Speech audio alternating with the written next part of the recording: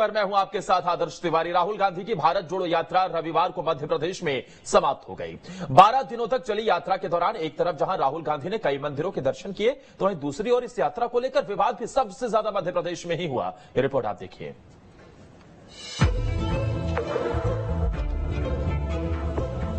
कन्याकुमारी से शुरू हुई राहुल गांधी की भारत जोड़ो यात्रा का कारवां रविवार को मध्य प्रदेश में समाप्त हो गया।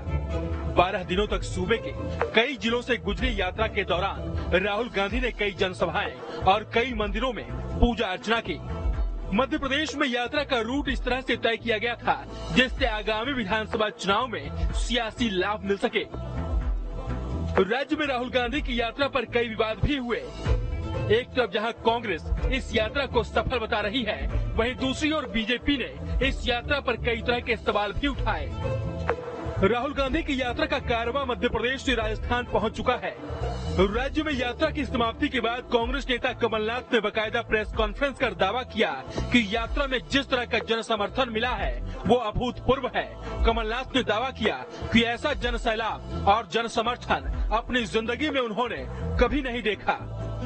जो उत्साह, जो जोश और खास करके जो प्यार राहुल गांधी जी को इस यात्रा में मिला, मैंने अपने राजनीतिक जीवन में इस प्रकार का उत्साह, इस प्रकार का जोश, इस प्रकार का प्यार मैंने अपने राजनीतिक जीवन में नहीं देखा। एक तरफ जहां कांग्रेस नेता मध्य प्रदेश में राहुल गांधी की यात्रा को सफल बता रहे हैं, वहीं दूसरी ओर सच्चाई ये भी है इस यात्रा के दौरान सबसे ज्यादा विवाद भी मध्य प्रदेश में ही हुआ। फिर चाहे वो यात्रा के दौरान विवादित नारे का वीडियो सामने आना हो, जय सिया राम का मुद्दा हो, या फिर राहुल गांधी की यात्रा में बॉलीवुड अभिनेत्री स्वरा भास्कर का शामिल होना हो, इन मुद्दों को लेकर बीजेपी ने कांग्रेस को जमकर घेरा। पाकिस्तान जिंदाबाद के नारे का आपकी यात्रा में ये नारा लगा, स्वरा भास्कर जी और कन्हैया कुमार जिस यात्रा में चलेंगे उस यात्रा से और क्या उम्मीद करेंगे।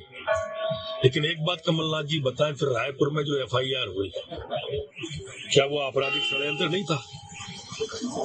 क्या वो राजनीतिक षड्यंत्र नहीं है? क्या वो सत्ता का दुरुपयोग नहीं है जो आपने भाजपा के ऊपर रायपुर में, अब तो आपने स्वयं ने स्वीकार लिया कि लाइव ट्वीट हुआ है। मध्य प्रदेश में राहुल गांधी की यात्रा के प्रवेश करते ही एक तरफ जहां कांग्रेस नेताओं में उत्साह दिखा, वहीं दूसरी ओर बीजेपी ने यात्रा के रूट से लेकर राहुल गांधी के मंदिरों में दर्शन करने, जनेऊ पहनने जैसे मुद्दों पर सवाल उठा दिया। मध्य प्रदेश में यात्रा के अंतिम चरण के दौरान सबसे ज्यादा जय सिया राम का मुद्दा गर्म रहा। एक तरफ जहां कांग्रेस ने बीजेपी द्वारा कहे जाने वाले जय श्री राम के नारे के जवाब में जय सिया राम का नारा देकर बीजेपी को महिला विरोधी होने का आरोप लगाया, तो वहीं बीजेपी ने भी कांग्रेस पर पलटवार करते हुए जोरदार जवाब दिया। आप सीता को केवल एक महिला के रूप में स्थापित करना चाह रहे हो, राम को केवल एक पुरुष के रूप में स्थापित कर रहे हो। राहुल गांधी, सीता मैया महिलाएं नहीं देवी हैं, वो अवतार के रूप में आए भगवान हैं। आप भगवान और पुरुष का, भगवान और महिला का, देवी और महिला का, देवता और महिला का कंपैरिजन कर रहे, मुझे आश्चर्य क्यों कर रहे हैं। बहरहाल राहुल गांधी की यात्रा मध्य प्रदेश में समाप्त हो चुकी है और कांग्रेस को उम्मीद है कि इस यात्रा का फायदा अगले साल होने वाले विधानसभा चुनाव में पार्टी को मिलेगा। गौरतलब है कि यात्रा के दौरान राहुल गांधी ने मंदिरों में पूजा अर्चना कर जहां सॉफ्ट हिंदुत्व की चाल चली, वहीं आदिवासी इलाकों से यात्रा का रूट तय कर आदिवासी वोटरों के बीच अपनी पैठ मजबूत बनाने की बखूबी कोशिश की गई। ऐसे में अब देखना होगा कि इस यात्रा से कांग्रेस को अगले साल होने वाले विधानसभा चुनाव में कितना सियासी फायदा मिलता है। Team news state.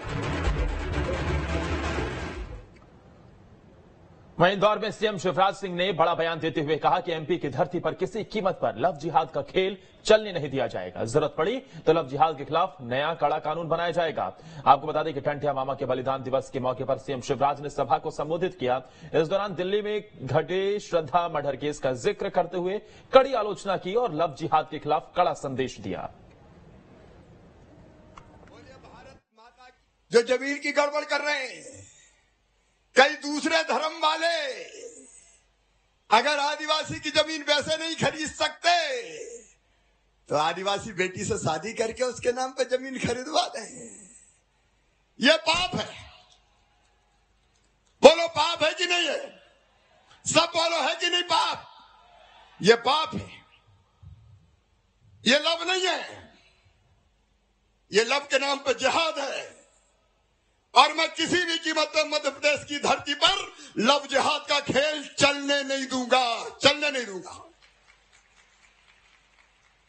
और उसमें आपका साथ चाहिए, बोलिए मिलेगा क्या? आज जोर से बोलो, पीछे तक मिलेगा क्या? मिलके एक हो जाओ, छल से बल से। अरे हमारा समाज है, हमारे लोग हैं, कोई भी छल ले हमारे बच्चों को, शादी कर ले और 35 टुकड़ा कर दे, क्या हम सहन करेंगे? बताओ, जोर से बताओ, सहन करेंगे क्या? हम सहन नहीं करेंगे। और ये इसलिए जरूरत पड़ी तो लव जिहाद के खिलाफ नया कड़ा कानून बनाया जाएगा मेरे बहन और भाइयों, नहीं छोड़ा जाएगा। इतिहास के पन्नों में गुम रहने वाले आदिवासी क्रांतिकारी योद्धा टंट्या मामा को कभी भी वो सम्मान नहीं मिला जिसके वो हकदार थे। लेकिन मध्य प्रदेश की बीजेपी सरकार अब न सिर्फ इन योद्धाओं को याद कर रही है, बल्कि उन्हें वो सम्मान भी दे रही है जो उन्हें बहुत पहले मिल जाना चाहिए था। रिपोर्ट आप देखिए।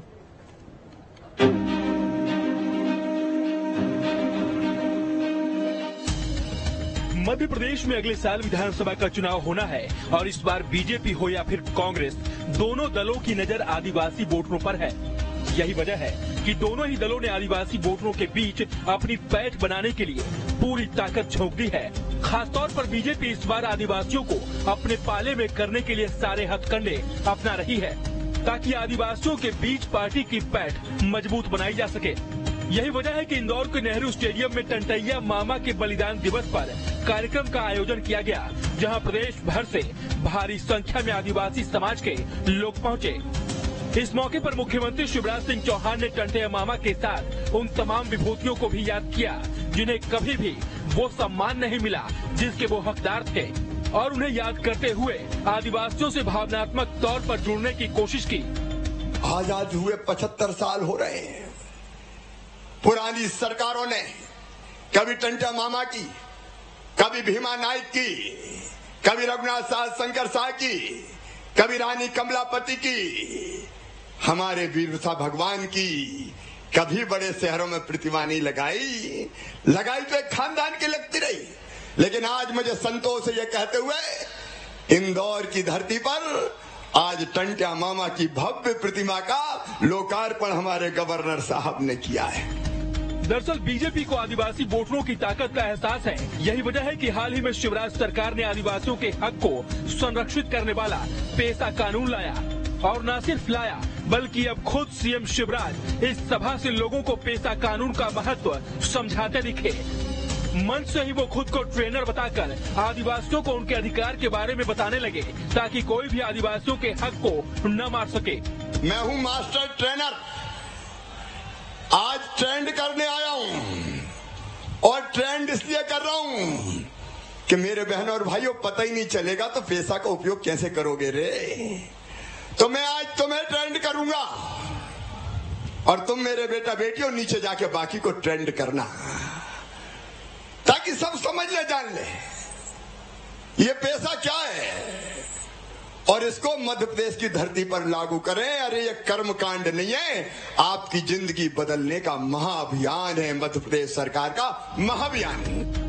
इतिहास के पन्नों में गुम रहने वाले टंट्या मामा ने आदिवासी समाज के लिए अपना सर्वस्व न्यौछावर किया था, लेकिन उन्हें कभी भी वो सम्मान नहीं मिला जिसके वो हकदार थे। लेकिन कहते हैं वक्त हमेशा एक जैसा नहीं रहता है। सीएम शिवराज सिंह चौहान ने इंदौर में टंट्या मामा की एक भव्य प्रतिमा का उद्घाटन किया, साथ ही भंवर कुआं चौराहे का नाम बदलकर टंट्या भील चौराहा कर दिया।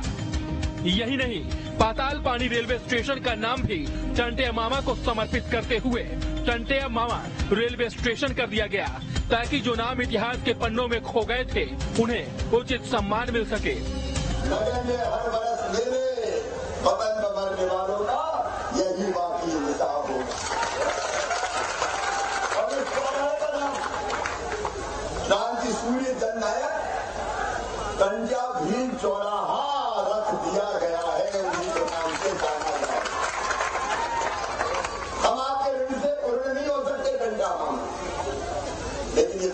श्रद्धांजलि है आपके चरणों में। और यहाँ भी इस चौराहे के सौंदर्यीकरण ठीक से हो, जहाँ आइलैंड का निर्माण, फुटपाथ निर्माण,